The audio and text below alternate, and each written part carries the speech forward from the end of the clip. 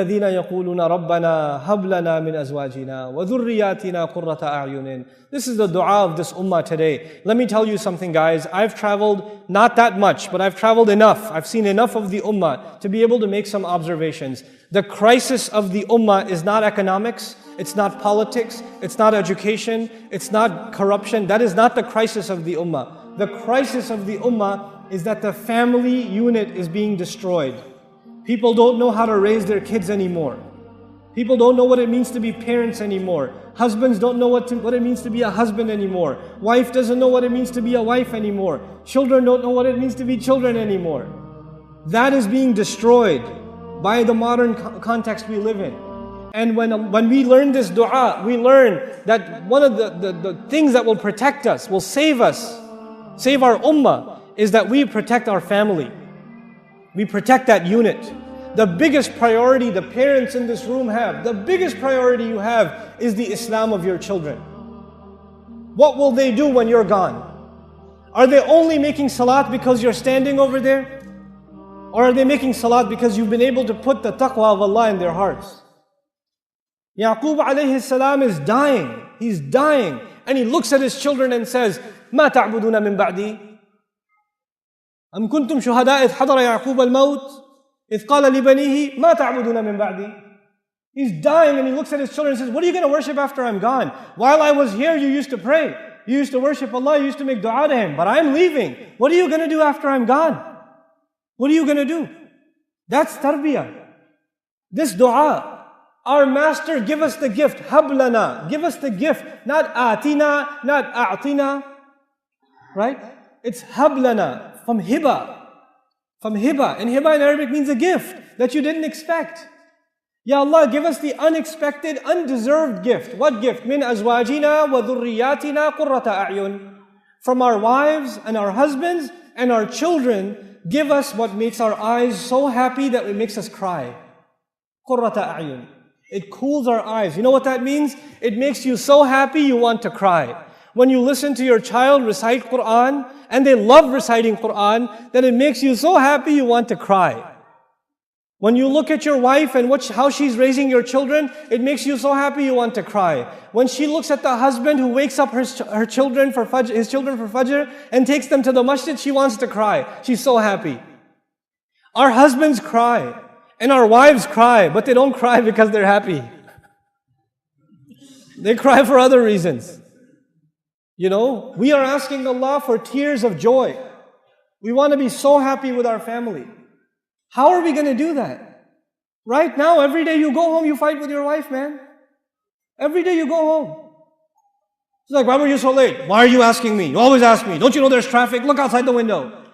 And you start every day. And then you're so angry, then you look at the child and he's like, why are you playing with a toy? Why do you look happy? We don't have happiness here. Where's your homework? And the kid's like, I didn't get any homework.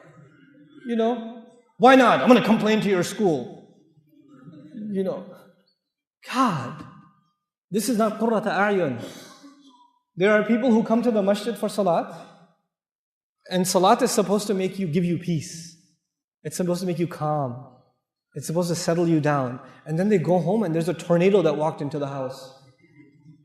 Oh, children hide under the bed. You know, the wife gets off the phone. She's like, you know, you cannot be the reason for your family to be afraid of you. You should be a reason for your family to be overjoyed. Your children should they should run to you and hug you when you come home.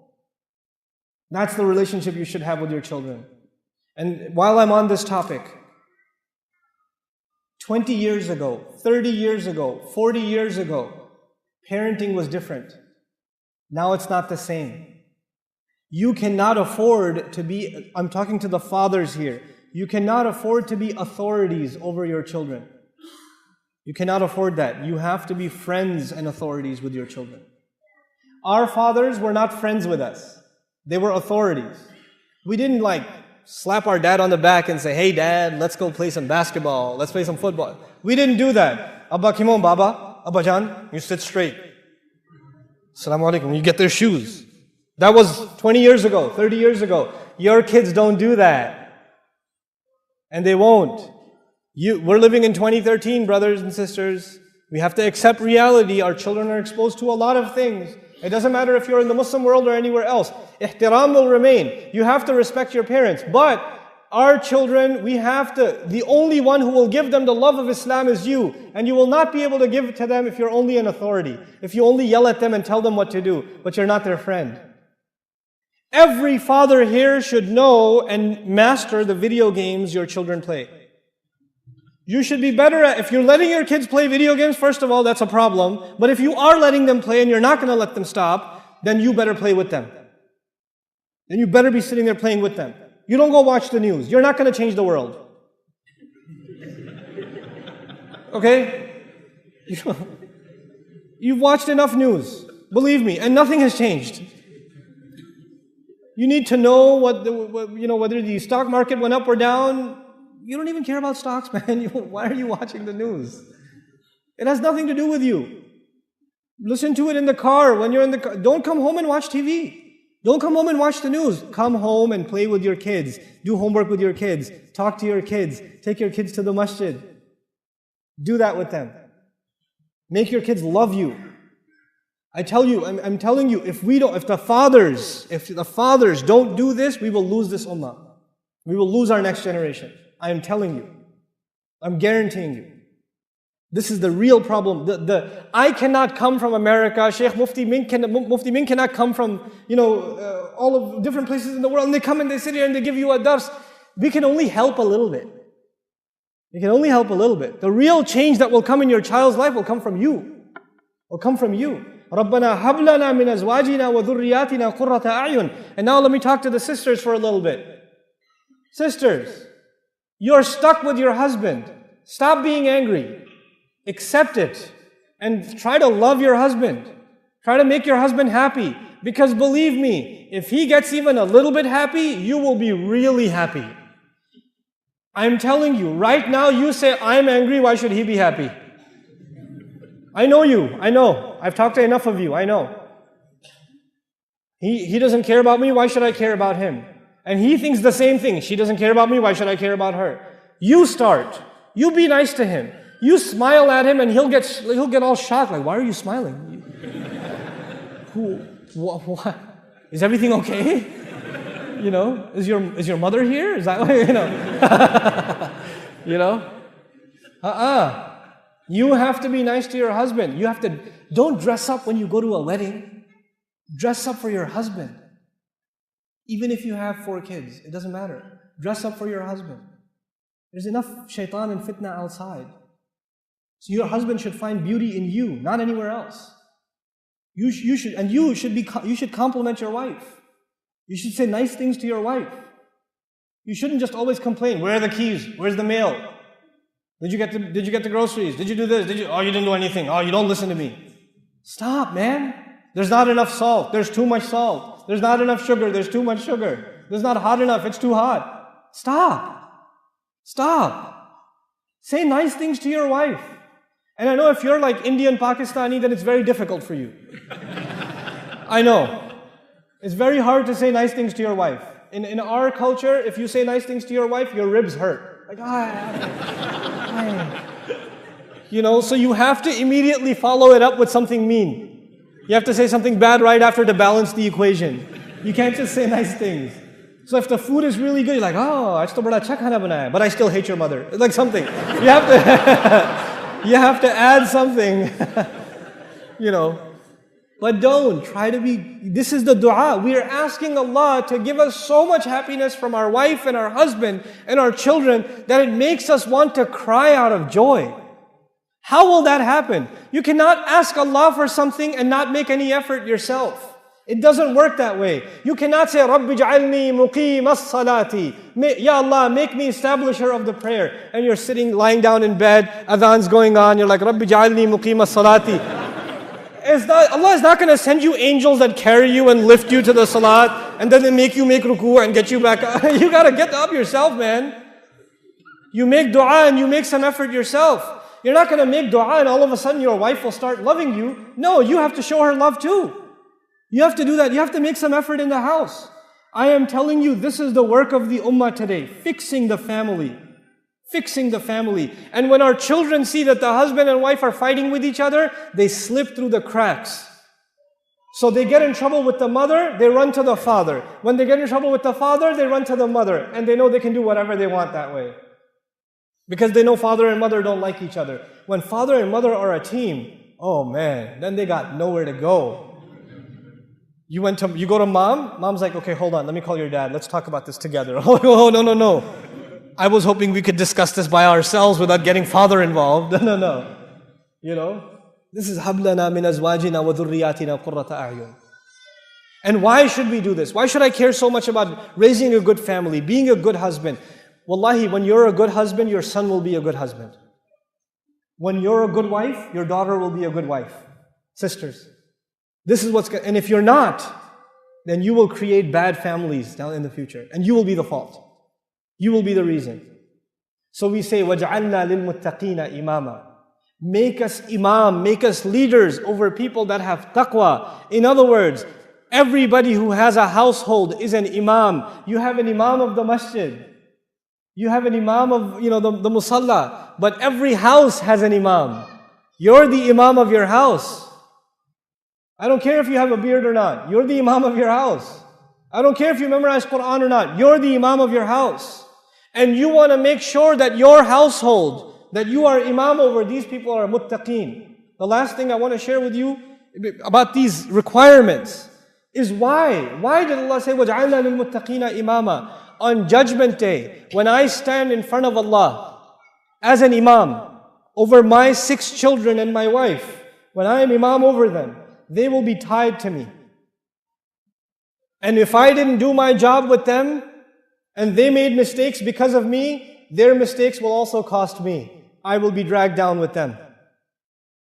But if I raised my children correctly, and I did good with them, and they went on to serve Allah's deen, and become good people, earn good deeds, then Allah raises them. And when He raises them, automatically, because I'm chained to them, He raises me.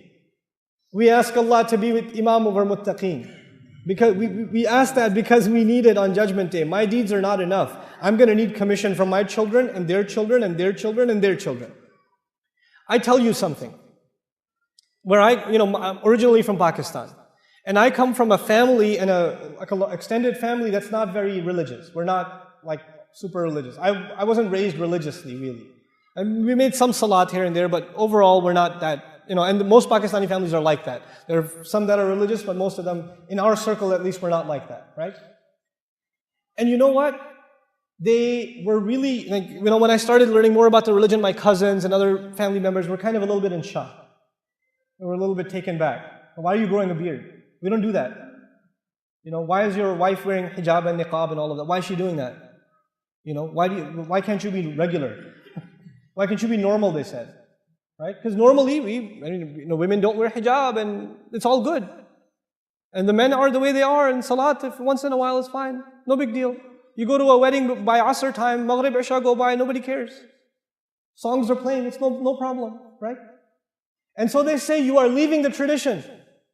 Why aren't you like us? Why do you want to be like the Maulvi Sahab? Why do you want to be, I'm a really strange Maulvi Sahab, I know, I'm wearing a suit. I know. It's weird, it's confusing to you, I understand.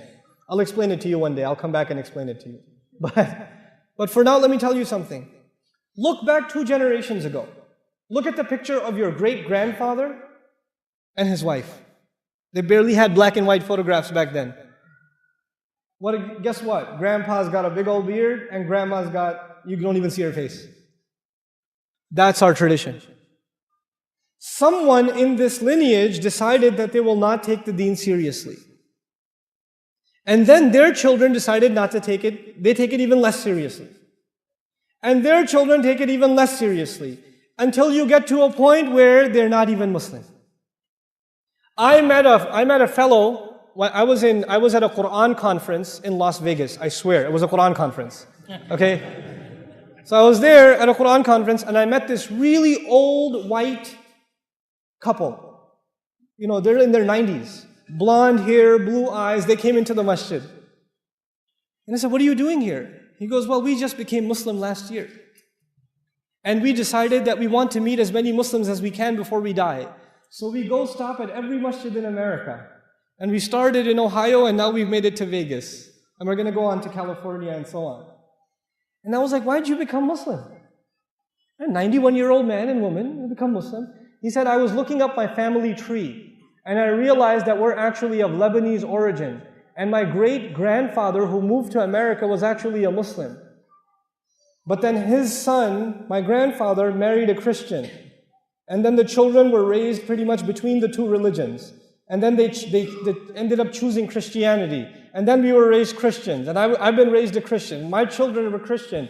But when I looked back at my lineage, I said, how was my great-grandfather Muslim? What is Islam anyway? I started reading it and I came back to Islam. Subhanallah. Subhanallah. But how many people lose their religion? How many people? And you don't have to become a Christian or a Jew or an atheist to lose your religion. Isn't it enough that we're not even praying anymore? Isn't it enough that our children aren't even praying anymore? Allah says in Quran, فَلَا صَدَّقَ وَلَا صَلَّى. He didn't confirm the truth, and the proof is he didn't pray. Accepting the truth of Islam, the proof of that is what? You pray. You don't pray, that means you don't really think it's the truth. فَلَا صَدَّقَ وَلَا صَلَّى وَلَكِنْ كَذَّبَ وَتَوَلَّى. He lied, he called it a lie and he turned away from it.